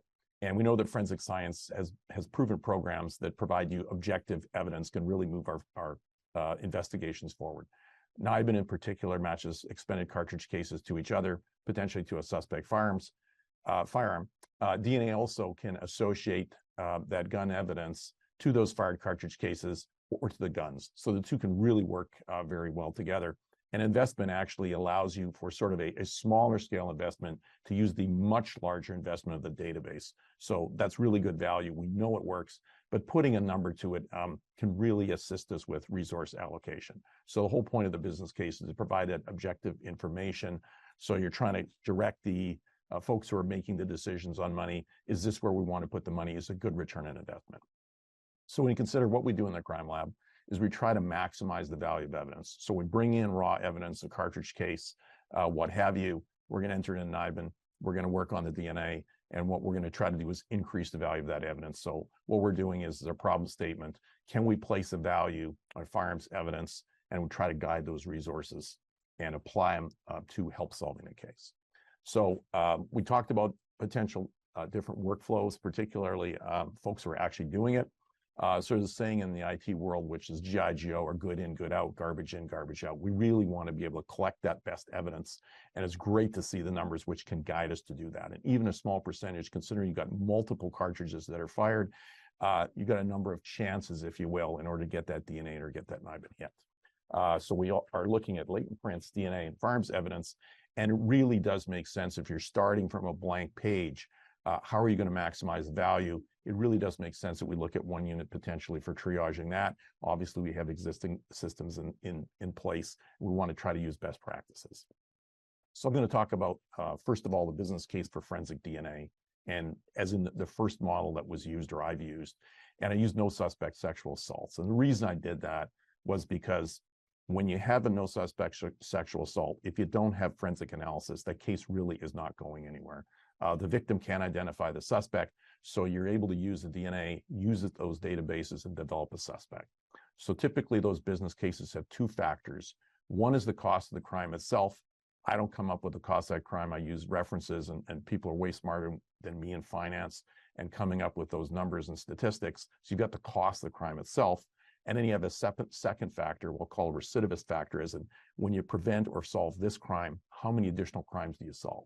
So I love the numbers that Ben just demonstrated with Jessica of the Rutgers study, just to show how recidivist that firearms offenses are. We know people replicate crimes. NIBIN or CODIS wouldn't work if you didn't have people recommitting crimes. So normally there's a recidivist factor for sexual assaults, as in if you prevent one or if you stop one, you can prevent from 7 to 26, depending on the study, for every one that you solve. So just in terms of an illustration of the value of crime reduction, I'm using a Manhattan analogy. And part of the idea here is that we're really going to illustrate how big of a cost the crime is that we're going to be trying to solve. And eventually, do we actually get a bag of money back when we solve that crime? Well, the answer is no. But in terms of trying to show the impact on the people who are paying the taxes, example is, of course, is New York and Manhattan. Back in Harlem in the 80s and 90s, the homicide rate was above 2,100. In fact, I think it peaked just below 2,300. And now it has been reduced to 300, sort of slipped up to just below 500. But you've got essentially 25% or less of the crime that once was occurring. And for what the property values were back in the 80s and 90s, and what the property values are now, if the owners knew, hey, we get the crime down, who wants to live in an area that's riddled with crime, you can sort of contrast you get crime under control, look at what actually happens to your return in terms of your real estate, because nobody wants to, people want to live in a safe area. So in order to make a compensation, if you will, not knowing exactly what the recidivist factor is for firearms evidence, what I'm going to do is not apply one. So essentially just show the instant case, the cases that we're working on, how much damage to society are those cases producing. So that to me is sort of the fudge factor, really not multiplying it up, and using that as an extra kind of cushion to do a more conservative business case, just looking at the actual cases that we're going to apply to. So now moving into the DNA, I'm going to do DNA first and then NIBIN. So when you consider who are the victims of crime and what are we trying to prevent, 80% of crimes are committed on the same socioeconomic group. And I know there's consideration as to who the suspects are, but how about the victims? And many times, or most times, the victims are actually in the same group as the people who are actually committing them. We know that firearms are being possessed by felons. They use them to wield power to commit additional crimes. So these are a major deal. So CODIS is a recidivist database, as in NIBIN, trying to link crime scene profiles to crime scene profiles and to known individuals. So firearms from a DNA perspective are excellent substrates for DNA. They're actively handled at areas of focused contact. There's great neural to machine substrates for grip, for sharp edges, and they're non-porous. So we can swab them off. We're still working on, because it is a smaller amount of DNA, but you don't need much DNA. But even if it's a small percentage, we do have multiple cartridge casings. They are used in crimes with direct perpetrator contact, and then we can use these tools in order to provide these investigative leads. So I'm going to first show some data courtesy of Tim Kupferschmidt at the New York OCME. And what you're seeing here is really, with the growth of his program, a tremendous growth of the number of leads coming off of possession firearms cases. So the ideal circumstances, you want to stop somebody sooner before later. You want to get them when they're just possessing the firearm before they've actually escalated to more major crimes.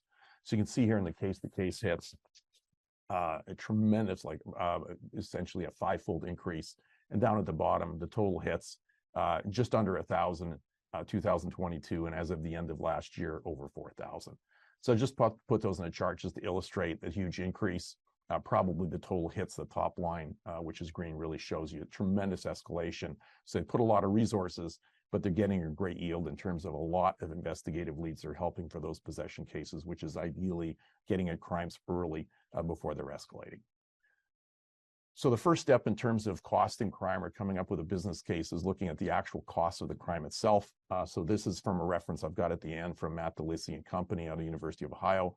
So you look at the cost of crime, and cost of crimes are actually comprised of two major components. One is the actual cost of crime itself, the victim, lost time at work, pain and suffering, that kind of thing, and also another factor called the willingness to pay.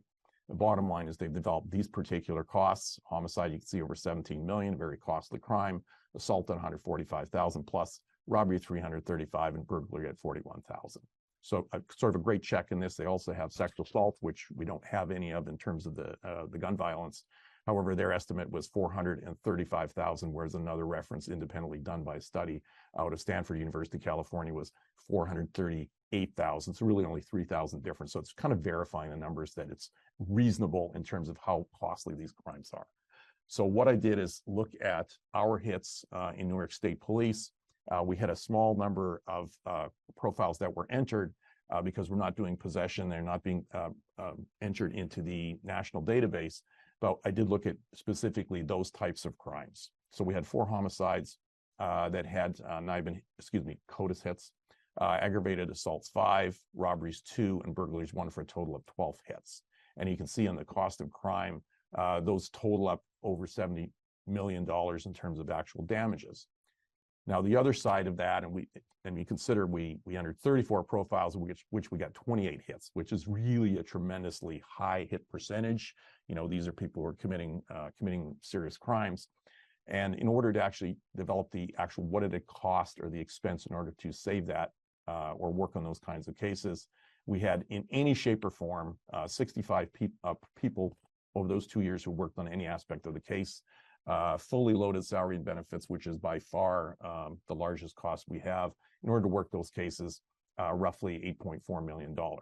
So in terms of an actual business case, what you do then is look at the total cost or expense working or the cost of crime or what that crime cost society, $70 million. The actual cost of developing the profiles, getting the CODIS, getting the hits, gives us a return on investment of $8.37 per every dollar spent. So just to give you an idea of like what that actually means, I'm saving for retirement. If I get 10% a year, I'm pretty happy with that. Year over year, that'll add up, and I'm going to get a pretty good retirement. So essentially, that's $1.1 for every dollar that is spent. is a return on investment of 10%. So when you're looking at 837% return on investment, that is a really significant return on investment, and is a very generous in terms of calculating how much it costs to get those profiles, because these people work in all kinds of other cases at the same time. So I'm going to shift to NIBIN just to give us an idea of what the cost savings potential is for NIBIN. When you consider these kind of cases have no witnesses, they're highly serial offenses, there's a lot of sharing of weapons.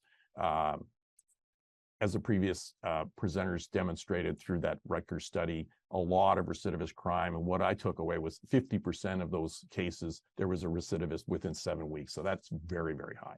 These are illegally possessed guns. They represent a high risk to society. And when you have a solution such as ours, you really want to come up with a dollar measure. You can sort of see, should I be making this investment?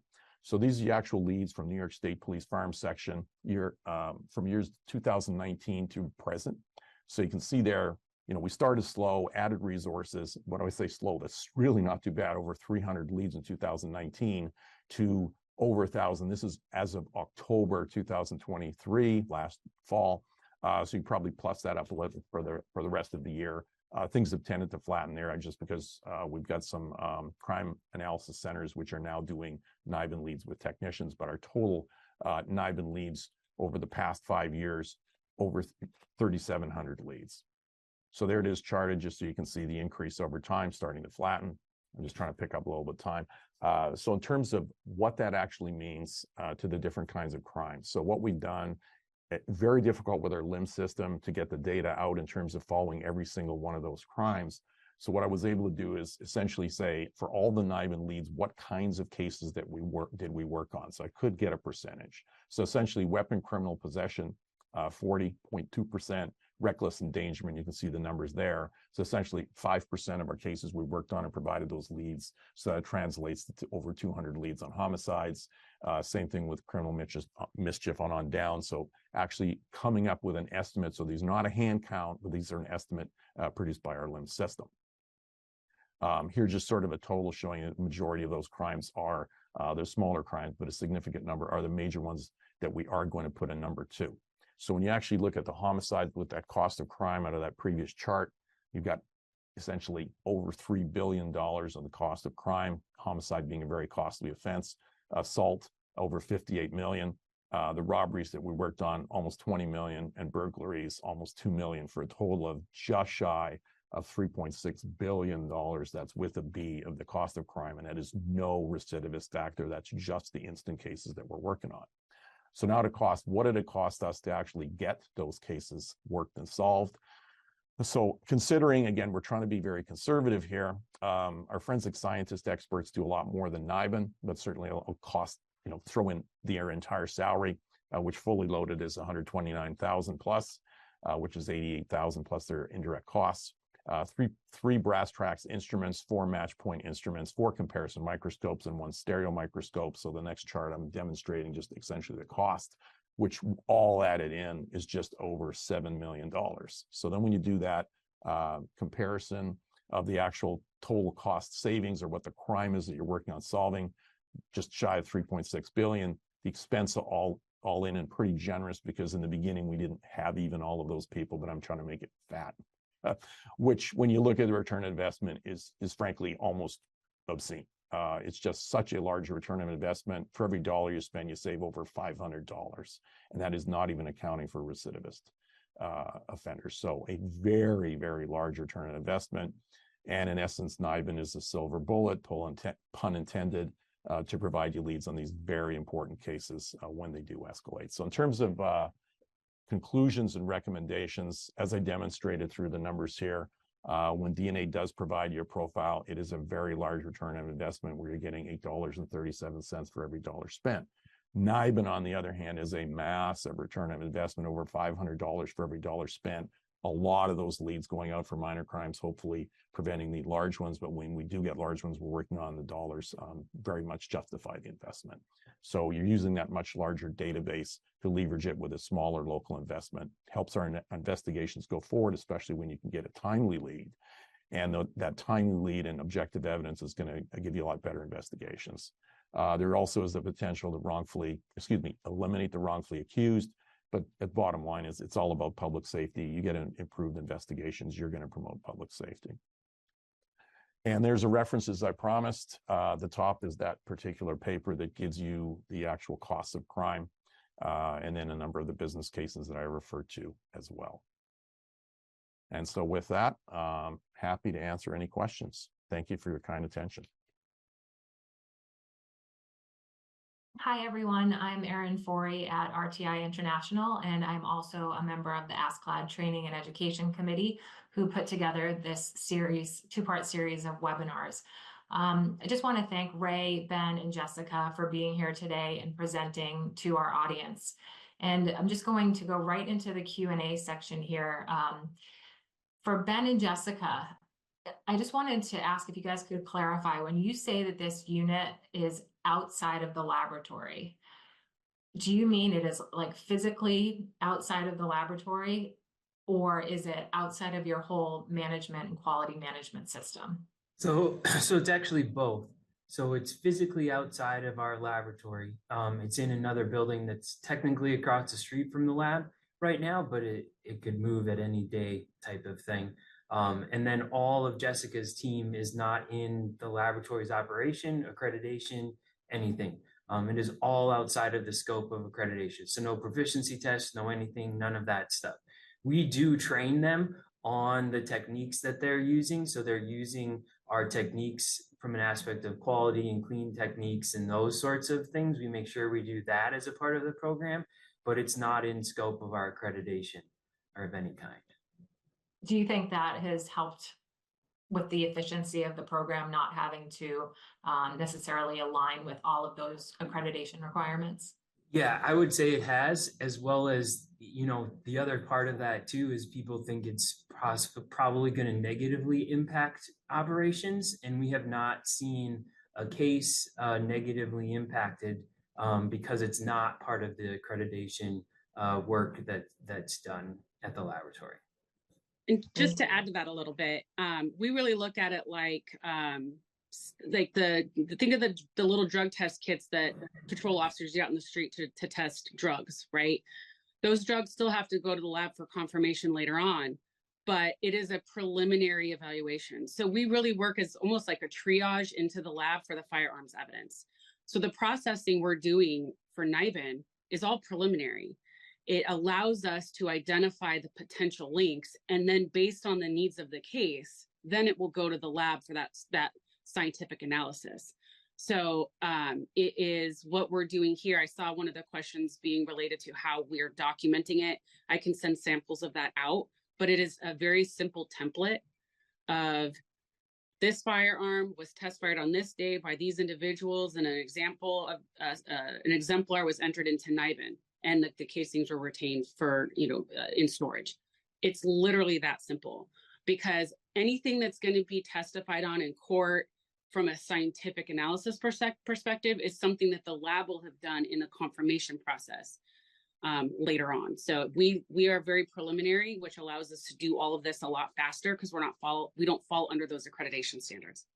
And when it comes to gun crime intelligence and violence, right, getting those links and leads that Jessica is talking about gives it to the investigator. And that's been the significant part, because of they can get phone dumps, they can get phone records, they can get all that stuff so much faster and easier, versus all of that data is gone when they learn about it if you wait 30 days, 60 days, a year. So that's been significant in the violent crime resolution aspect that's kind of missed in many areas too.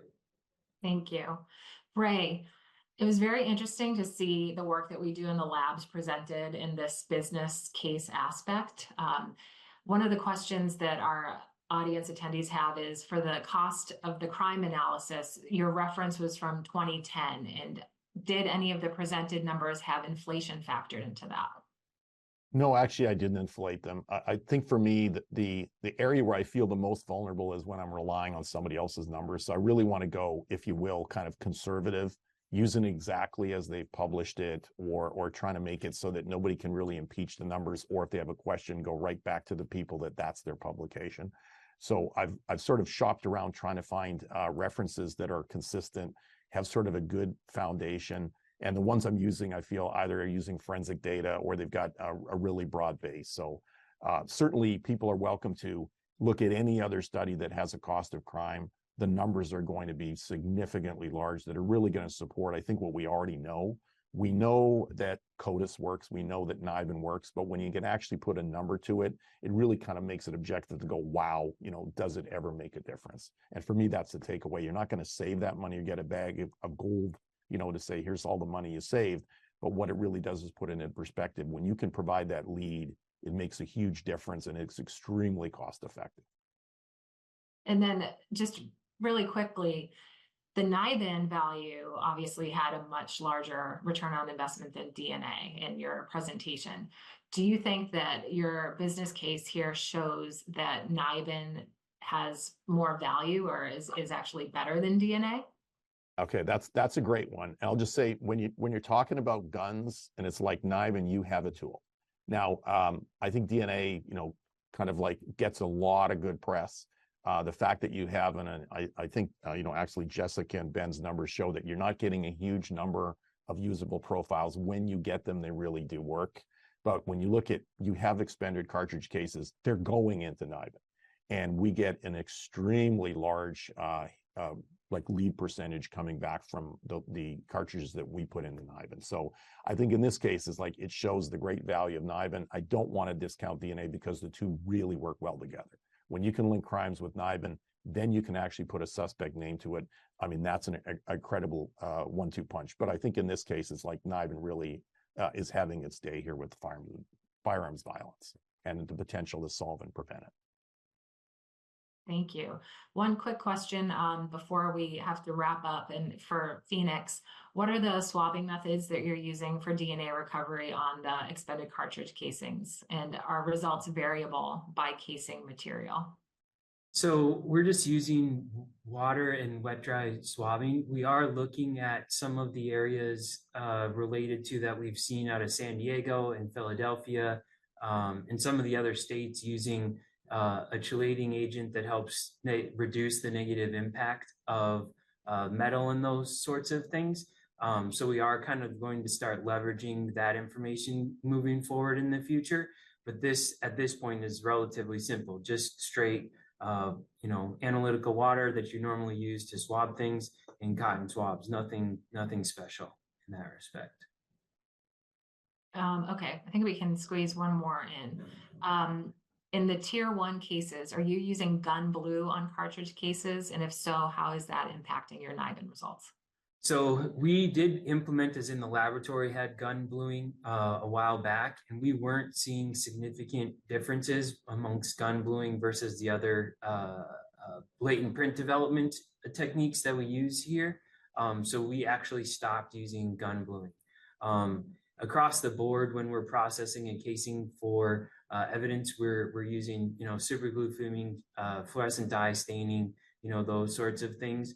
We additionally tried to use the Foster-Freeman Recover instrument to try to develop prints on casings. And we went through, 1,000, 2,000 casings to test and try to implement that instrument. And we did not have any success at getting casings to develop prints on that either. So we've done some extensive work. Some of it may be Arizona environment compared to others, getting prints off of casings and some of the other things. I think there's some factors there. I don't have any proof of that by any means. That's just my own opinion. So. Well, thank you all. Unfortunately, we're out of time for more questions, but thank you to Ray, Jessica, and Ben. This was wonderful, and it complemented our presentation from part 1 with Tim Cooper-Schmidt and Stephanie Stoyloff very nicely. For our audience, you could reach out to our presenters at this email or in the chat. We put in another email to help you facilitate any questions for our presenters from today or from last week. Again, we want to thank you all for being here. These will be archived and available for you to view in the future. We will see you next time. As you depart, we kindly ask that you take a minute or two to complete our post-event questionnaire. The link will be pasted in the chat and also appear as you exit the Zoom room. Your feedback helps us improve our outreach efforts and continue to provide the best experience possible. Thank you again for attending, and we hope everyone has a great day.